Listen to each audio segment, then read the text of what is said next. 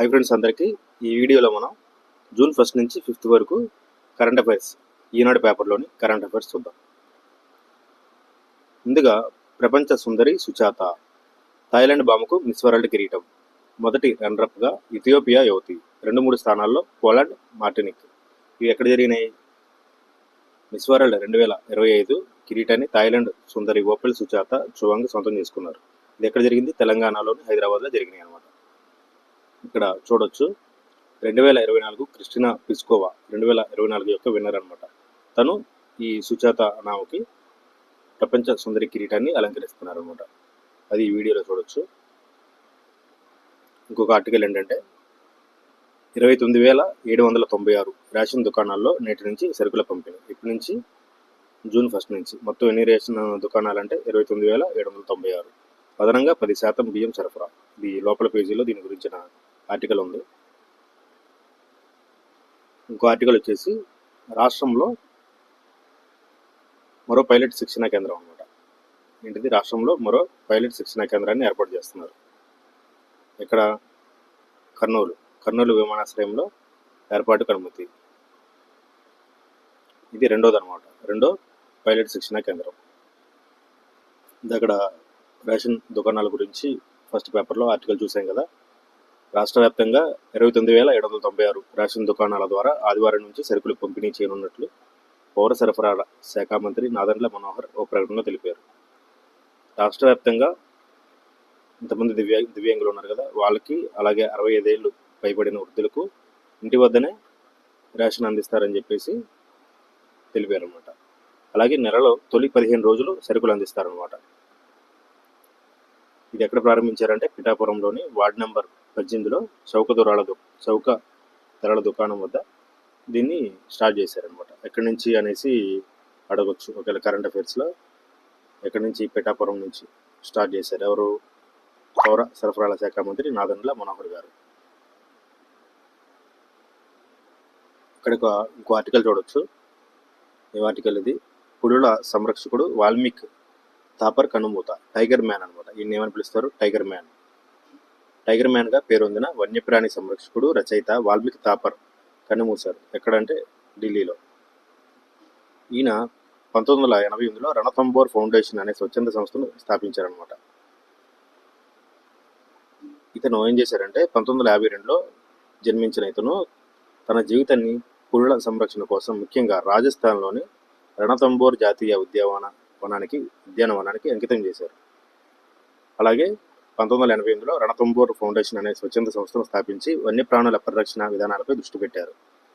ప్రధానమంత్రి నేతృత్వంలోని వన్యప్రాణి బోర్డు సహా 150కు పైగా ప్రభుత్వ కమిటీల్లో ఆయన భాగమయ్యారు. వన్యప్రాణులపై 30కి పైగా పుస్తకాలు రాశారు. తాపర్ మృతిపై కాంగ్రెస్ ప్రధాన కార్యదర్శి జయరాం రమేష్ తీవ్ర విచారం వ్యక్తం చేశారు. ఇది వాల్మీకి తాపర్, టైగర్ మ్యాన్ అనమాట. ఈయన వాటర్ మ్యాన్ ఎవరో తెలిస్తే మీరు కామెంట్ చేయండి. ఇండియా యొక్క వాటర్ మ్యాన్. ఇంకొక ఆర్టికల్ వచ్చేసి నక్ష ప్రజల ఆస్తులకు రక్ష. ఈ నక్ష అనేది ఏంటి? కేంద్ర ప్రభుత్వం అనేది దీన్ని స్థాపించిందనమాట. ప్రైవేటు ప్రభుత్వ ఆస్తులకు ప్రాపర్టీ కార్డులు జారీ చేసే నక్ష ప్రాజెక్టుకు రాష్ట్రంలో 10 పుర నగరపాలక సంస్థలను కేంద్రం ప్రయోగాత్మకంగా ఎంపిక చేసింది. 2026 మార్చి నెలాఖరులోగా ప్రాజెక్టు పూర్తి చేసి ప్రజలకు కార్డులు ఇస్తారు. రెండో దశలో మరిన్ని పట్టణాలు ఎంపికయ్యే అవకాశాలు ఉన్నాయి. నగరాలు, పట్టణాల్లో భూములు, స్థలాలపై ఖచ్చితమైన రికార్డుల తయారీ, ఉన్న రికార్డుల నవీకరణ ద్వారా వివాదాలకు పరిష్కారం చూపాలన్న లక్ష్యంతో జాతీయ జియోస్పేషియల్ పరిజ్ఞానం ఆధారంగా పట్టణ ఆవాసాల్లో భూ సర్వే నక్ష అనమాట పేరుతో కేంద్రం ప్రత్యేక కార్యక్రమాన్ని ఈ ఏడాది ప్రారంభించింది. పైలట్ ప్రాజెక్టుల కోసం దేశవ్యాప్తంగా 152 పట్టణ స్థానిక సంస్థలను ఎంపిక చేసి 194 కోట్లు కేటాయించింది. రాష్ట్రంలో ఈ నక్ష కింద ఏమేమి పట్టణాలు ఎంపిక చేశారంటే ఒంగోలు, అనంతపురం, గుంటూరు, నెల్లూరు, కర్నూలు, కాకినాడ, ఏలూరు, తిరుపతి, మంగళగిరి, తాడేపల్లి కలిపి ఒకటి పురపాలక సంఘం ఉంది కదా, ఇవన్నీ చేశారన్నమాట. అలాగే కుప్పం పురపాలక సంఘాన్ని తొలి విడతలో కేంద్రం ఎంపిక చేసింది. వీటితో పాటు ఈ పైన చెప్పుకున్నట్లతో పాటు కుప్పాన్ని కూడా ఎంపిక చేశారనమాట. నక్ష గురించి మనకి ఎగ్జామ్లో అడగొచ్చు. ఏదైనా రీసెంట్గా ఇప్పుడు జరిగే ఎగ్జామ్స్ ఉంటాయి కదా, ఏపీ హైకోర్టు కానీ, ఒకవేళ ఎండోమెంట్ ఎగ్జామ్స్ పెడితే వాటిలో కానీ ఇలా ఏపీ గవర్నమెంట్ పెట్టేవాటిలో ఈ నక్షా గురించి రావచ్చు, ఒకసారి చూసుకోండి. G7 సదస్సుకు గైర్హాజరు కానున్న మోదీ. G7 సదస్సుకు ప్రధాని మోదీ వెళ్తలేదన్నమాట. దాని గురించిన ఆర్టికల్. G7 ఎక్కడ జరుగుతుంది? కెనడాలో జరుగుతుంది అనమాట. G7 అనేది కెనడాలో జరుగుతుంది. అదే ఈ కెనడాకి మనకి కొంచెం ఇష్యూ నడుస్తుంది కదా, దానివల్ల హాజరు కాలేకపోతున్నాడు అనమాట. భారీ పరిశ్రమల శాఖ హిందీ సలహాకార్ సమితి సభ్యుడిగా సతీష్ బాబు.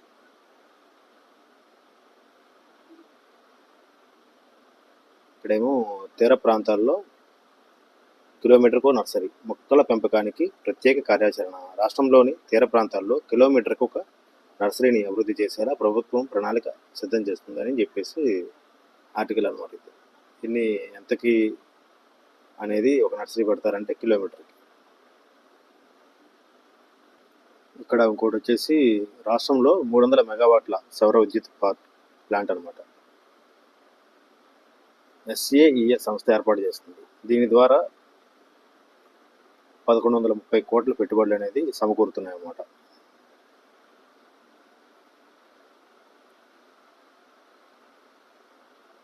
ఇక్కడ వచ్చేసి ఇంకో ఆర్టికల్, సర్కారు బడిలో ఆటల సందడి. రాష్ట్ర వ్యాప్తంగా క్రీడలకు ఉమ్మడి క్యాలెండర్. SSA తరపున క్రీడా సామాగ్రి సరఫరా. అకాడమిక్తో పాటు ఆటలకు ప్రాధాన్యం. ఇది మన గవర్నమెంట్ స్కూల్లో గేమ్స్ గురించిన ఆర్టికల్ అనమాట. ఇది ఇంకొక ఆర్టికల్, దక్షిణ కొరియా అధ్యక్షుడిగా లీ జే మ్యూంగ్ ఎన్నిక. దక్షిణ కొరియా అధ్యక్ష ఎన్నికల్లో ఉదారవాది అయిన డెమోక్రటిక్ పార్టీ అభ్యర్థి లీ జే మ్యూంగ్ విజయం సాధించారు. ఈ RRB కానీ ఇలాంటి ఎగ్జామ్స్ ఉన్నప్పుడు ఇలాంటి అడుగుతాడు. దక్షిణ కొరియా యొక్క నూతన అధ్యక్షుడు ఎవరు? అతనిదే పార్టీ, డెమోక్రటిక్ పార్టీ అనమాట. ఇది వచ్చేసి ఇంకొక ఆర్టికల్, లద్దాఖ్లో స్థానికులకే 85% ఉద్యోగాలు. రిజర్వేషన్లు ఖరారు చేసిన కేంద్రం అనమాట. రిజర్వేషన్లు స్థానికతని ఖరారు చేసింది అనమాట. కేంద్రపాలిత ప్రాంతం లద్దాఖ్లో నివసిస్తున్న ప్రజల భాష, భూమి, సంస్కృతులకు రాజ్యాంగపరమైన రక్షణ కల్పిస్తూ కేంద్రం కీలక నిర్ణయం తీసుకుంది. స్థానికత అర్హతను రిజర్వేషన్ల ఆధారంగా ప్రకటించింది. 80% ఉద్యోగాలను స్థానికులకే ఇవ్వాలని చెప్పేసి నిర్ణయించింది అనమాట. 15 ఏళ్లకు మించి ఆ ప్రాంతంలో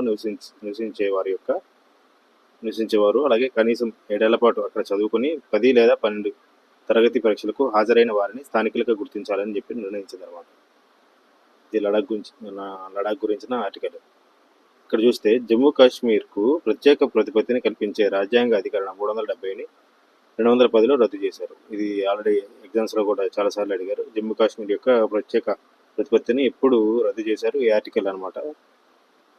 అయితే ఇక్కడ ఏంటి, జమ్మూ కాశ్మీర్ రాష్ట్రాన్ని విభజించారు అనమాట. 2019లో విభజించి జమ్మూ కాశ్మీర్, లద్దాఖ్లకు ఏర్పాటు చేశారు. 2 కేంద్రపాలిత ప్రాంతాలుగా ఇవి ఏర్పడ్డాయి. ఈ నేపథ్యంలో తమ భాష, సంస్కృతి, భూమిపై హక్కుల పరిరక్షణ కోసం నిరసనలు జరుగుతున్న నేపథ్యంలో స్థానికుల ప్రయోజనాల కోసం కేంద్రం ఈ నిర్ణయం తీసుకుంది.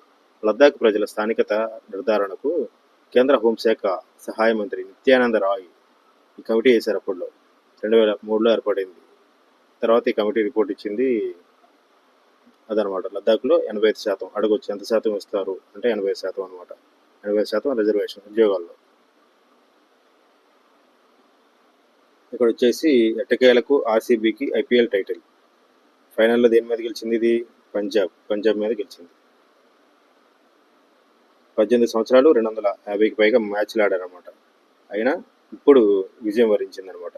ఏదైనా లాంగ్ ప్రిపరేషన్ కానీ, లాంగ్ ఓర్పు బట్టి ఇలాంటి ఆటల్లో కానీ విజయం అనేది ఒక్కోసారి చాలా లేటుగా అందుతుంది.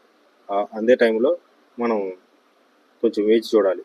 ఎక్కువ మనం వచ్చేసి ఓపిక అనేది చాలా ఇంపార్టెంట్ అనమాట. ఓపిక లేకపోతే కొన్నిసార్లు విజయం అనేది మనకు దక్కదు. సో ఈ RCB దానికి చాలా బెస్ట్ ఎగ్జాంపుల్ అనమాట.